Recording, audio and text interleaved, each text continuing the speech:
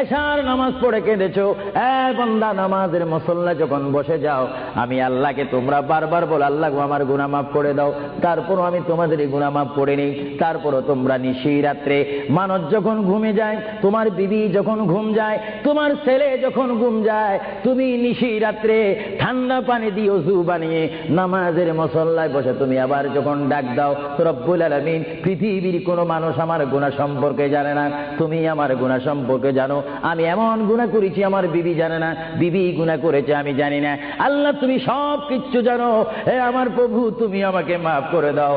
আমার আল্লাহ বলে, তারপরও যদি তোমাদেরকে আমি মাফ না করি, তারপরও বান্দা তোমরা আমার রহমতের দরজা থেকে ফিরে যাইও না।